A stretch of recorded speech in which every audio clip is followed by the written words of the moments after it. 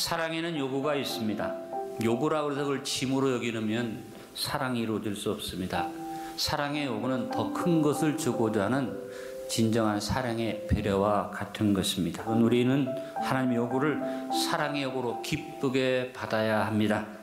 오늘 본문 말씀은 이사야 선지자를 통해서 하나님께서 이스라엘 백성들에게 호소하시는 하나님의 사랑의 요구입니다. 내용은 큰 소리로 고백합니다. 나를 기억하라. 하나님이 이렇게 요구하시는 이유는 뭡니까? 이스라엘 백성들에게 더 복 주시고 더 좋은 자리로 인도하시려는 하나님의 배려의 요구인 것입니다. 예수님께서도 같은 요구를 하셨습니다. 6월절 마지막 만찬 자리에서 떡을 떼어주시고 포도주잔을 나눠주시면서 이것을 행하여 먹고 마실 때마다 나를 기념하라. 역시 사랑의 요구입니다. 자신의 목숨까지 주신 예수님의 요구입니다. 오늘 우리는 주님의 요구하심에 순종해서 선찬을 행하면서 과거 이스라엘에게 요구하셨던 하나님의 사랑의 요구를 오늘 우리의 삶 속에 주시는 요구로 받아들여서 나를 기념하라고 하신 예수님의 그 요구를 따라 오늘 성찬에 임하기를 원합니다. 첫 번째, 내가 너를 지었음을 기억하라고 하나님이 요구하셨는데 예수님도 동일한 요구를 우리에게 주십니다. 제일 먼저 요구되는 하나님의 사랑의 요청이 뭡니까? 21절의 요구죠.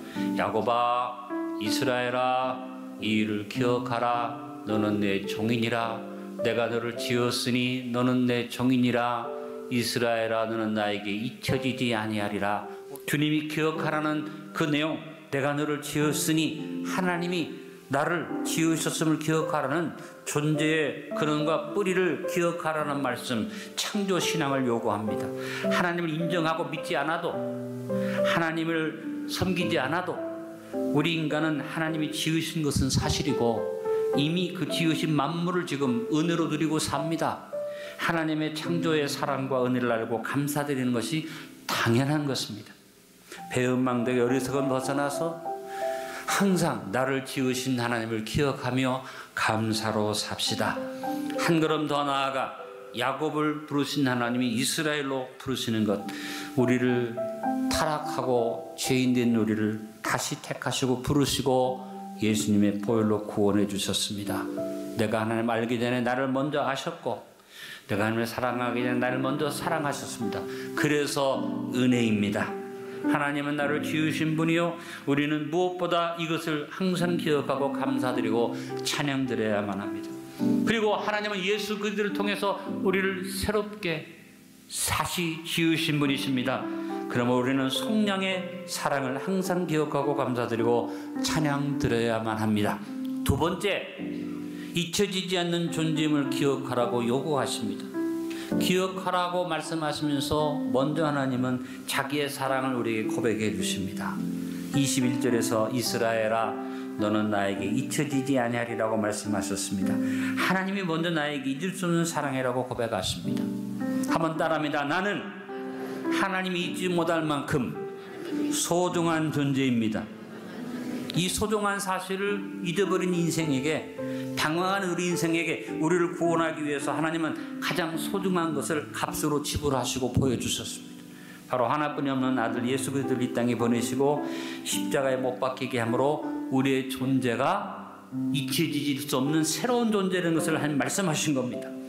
우리를 구원하신 예수님은 우리를 향한 자신의 사랑을 기억하라고, 너는 나에게 잊혀줄 수 없는 사람이라고 우리에게 성찬을 명하신 겁니다.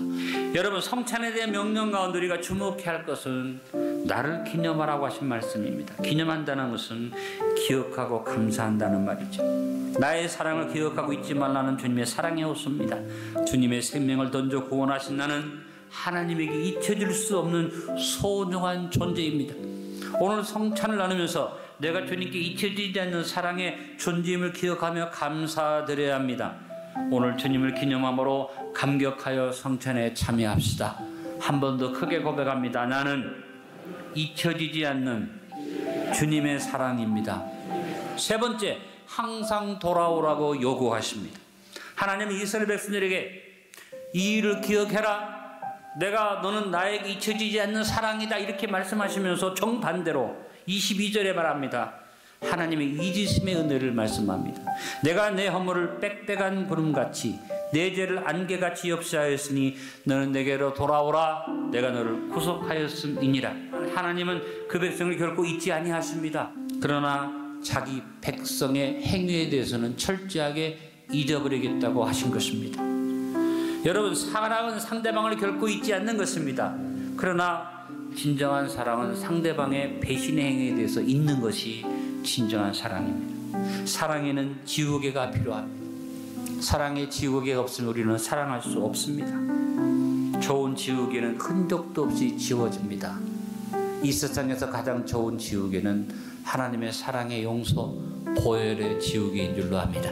이 하나님의 지우개를 내 것으로 삼을 수 있는 게 하나입니다. 그걸 주님 말씀하십니다. 그래서 기억하십시오. 따라합니다. 내게로 돌아오라. 철저히 회개를 주님이 요구하십니다. 따라합니다. 항상 주께로 돌아갑시다. 우리가 살아온 날들을 주님이 지우개로 다 지우셨습니다. 앞으로 살아갈 날들에 지우개를 주셨습니다. 그러므로 항상 주님을 향해서는 믿음의 자녀들이 됩시다. 넷째로 하나님의 사랑을 기억하며 노래할지어다라고 요구하십니다.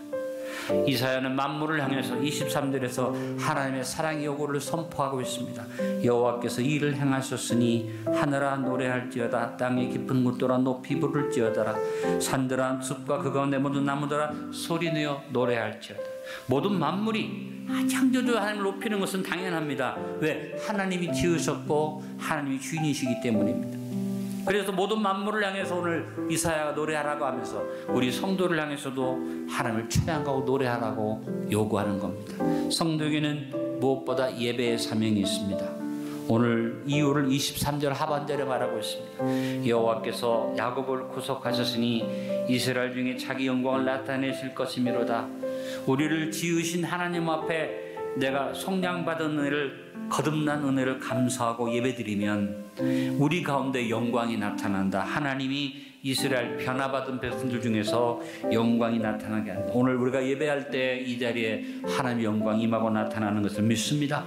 하나님을 향해 높이 부르며 하나님의 영광을 노래하라고 요구하심에 순종하여 예배자로 섭시다. 하나님은 오늘 우리에게 예배 요구를 하고 계십니다.